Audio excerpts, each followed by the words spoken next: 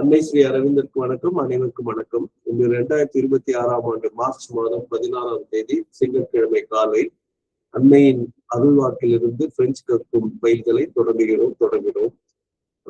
பிரெஞ்சுல இந்த டேட் சொன்னா chase, Mars, கர்பில், வாசிஸ், லந்தின்னு சொல்லுவாங்க, லியூனார், LUNDI, லந்தி.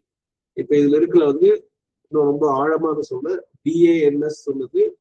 டி எப்பவுமே தா சவுண்ட், ஏங்கிறது அப்படின்னு வரும், எஸ் சைலண்ட். அப்ப DANS தா, அப்புறம் LA லா, த, PAIX பே, AIX எல்லாம் சேர்ந்து ஏ சவுண்ட் தான், பே. அப்ப தான்லா பே அப்படின்னா இந்த சைலன்ஸ் அப்படின்னு அர்த்தம். ET ஏங்கிற உச்சரிப்பு, அண்ட் அர்த்தம். ல சிலாஸ் அப்படின்னா த சைலன்ஸ், ல சிலாஸ். அது SI சி, எல் இல், சில். சிலபலா பார்த்தா உங்களுக்கு ரொம்ப ஈஸி. SI சி, எல் இல், EN ஆ. இந்த தான்ல இருக்க ஏஎன்னும் சிலான்ஸ்ல இருக்கிற ENனும் ஒரே உச்சரிப்பு.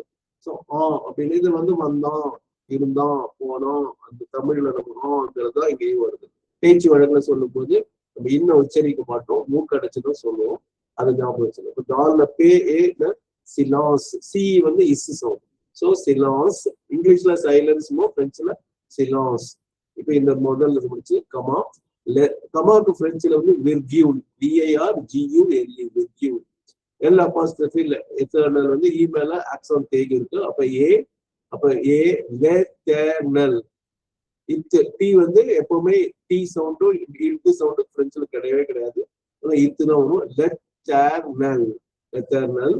சர் மேனிஃபெஸ்ட், இது ப்ரொனாமினல் வெர்ப்னு சொல்லுவாங்க. சர் மேனிஃபெஸ்ட், அதுவாக வெளிப்படட்டும், தானாக வெளிப்படட்டும் பொருள். அதனால சர் மேனிஃபெஸ்ட். இங்கிலீஷ்ல சொன்னா let the, in the peace and the silence the eternal manifests, அது வெளிப்படும் அப்படின்னு அர்த்தம். ந பர்மே ஆ ஒக்யூன் ஷோஸ்.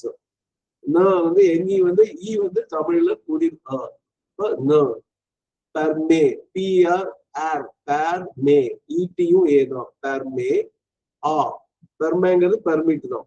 ஆ ஓக்யூன் அப்படின்னா நத்திங், நோங்கிற அர்த்தத்துல வரும். Shows, ஷோஸ்னா thing. CH எப்பவுமே பிரெஞ்சுல இஷ் சவுண்ட் தான். ஓ ஷோ, S O, S in between two vowels is always pronounced as Z sound. ஷோஸ், ஷோஸ் அப்படின்னா திங்னு அர்த்தம். நோ, நோ, நத்திங் தான் ஓக்யூன் ஷோஸ் பண்ணலாம். த, ஆஃப், த, தேர்ட் ட்ரூப்ளே, தனா உண்மை, சர்னா நீ, உண்மைங்கிற பொருளும். ட்ரூப்ளேனா ட்ரபிள் செய்து, தொல்லை தருவது. ஏ லெட்டர்னல் ச மேனிஃபெஸ்டரா, அண்ட் த இட்டர்னல் வெளிப்படும் அப்படிங்கிற ஃபியூச்சர் டென்ஸ்ல வருது. அங்க ச மேனிஃபெஸ்ட் பிரசன்ட் டென்ஸ்ல இருக்கு. ச மேனிஃபெஸ்டரா, அந்த ஆர்ஏ ஃபியூச்சர் ஞாபகம். இட் வில் மேனிஃபெஸ்ட் அப்படின்னு அர்த்தம். எதுவும், அதாவது இப்ப நம்ம ஏதாவது ரொம்ப தொல்லையில இருந்தோம், இது சாதாரணமா சொல்லுவோம். காய்ச்சல் உடம்பு வலியா இருந்ததுன்னா மனசு சரியா திங்க் பண்ண முடியாது. மனசு ரொம்ப டிப்ரெஷனா இருந்தா உடம்பு சரியா வேலை பண்ணாது. இது ரெண்டும் எந்த தொல்லை இருந்தாலும் நார்மல் ஆக்டிவிட்டிஸ் நடக்கும். நார்மல் ஆக்டிவிட்டிஸே நடக்காத போது நம்ம ரொம்ப ஏதாவது விஷயம் நம்ம தொல்லை பண்ணிட்டு இருந்தோம்னா கண்டிப்பா இன்டர்னல் மேனிஃபெஸ்ட் ஆகுது நமக்கு தெரியாது. அதனால பர்மே, அதாவது எதையும் தொல்லை பண்ண அனுமதிக்காதே. அப்படி அனுமதிக்காமல் இருந்தால் அது கண்டிப்பாக வெளிப்படும். நித்தியன் என்ற இறைவன் வெளிப்படுவான் அப்படின்னு அர்த்தம். Dans la paix et le silence, l'éternel se manifeste, ne permet à aucune chose de te troubler et l'éternel se manifestera. ஒரே ஒரு இது தமிழ் மாதிரியே ஒரு இடத்துல இருக்கு. ட்ரூப்ளேன்னு இருக்கு இல்லையா, அது உன்னை தொல்லை செய்ய வேண்டாம் அப்படின்னு தமிழ்ல நம்ம எப்படி சொல்லணுமோ அதே மாதிரிதான் அந்த ஓகேன் ஷோஸ் ட்ரூப்ளேங்கிறது. இங்கிலீஷ்ல let nothing trouble you, trouble யூங்கிறது பின்னாடி போகும். ஆனா பிரெஞ்சுல தமிழ் மாதிரி முன்னாடி வருங்கிறது ஞாபகம் வச்சுக்கணும்.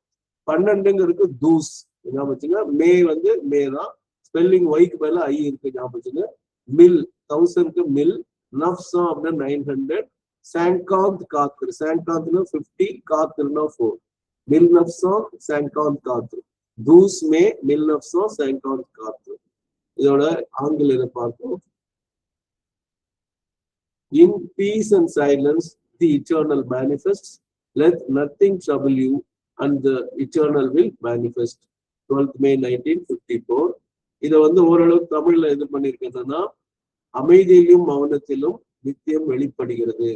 எதுவும் தொல்லை செய்யாமல் இருந்தால் அப்படிங்கிறத எழுதிடுவோம். இருக்க முயன்றால் நித்தியம் வெளிப்படும். செய்யாமல் இருந்தால் நித்தியம், உங்களை தொல்லை செய்யாமல் இருந்தால் நித்தியம் வெளிப்படும் அப்படின்னு வேணா போட்டுக்கணும்.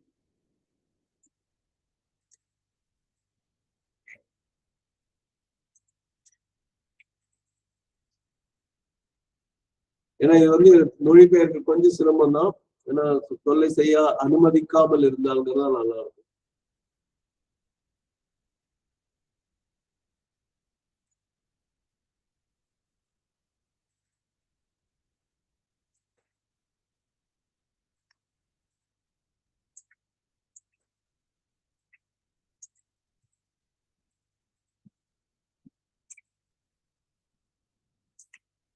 நித்தியம் வெளிப்படும். மே 12, 1954. அமைதியிலும் மௌனத்திலும் நித்தியம் வெளிப்படுகிறது. எதுவும் உங்களை தொல்லை செய்ய அனுமதிக்காமல் இருந்தால் நித்தியம் வெளிப்படும். மே 12, 1954. திருப்பி பிரெஞ்சுல சொல்லிடுறேன். Dans la paix et le silence, l'Éternel se manifeste, n'a permis à aucune chose de se troubler et l'Éternel se manifestera. 12 mai 1954. Merci beaucoup à tous. Merci à la mère. Merci aussi à la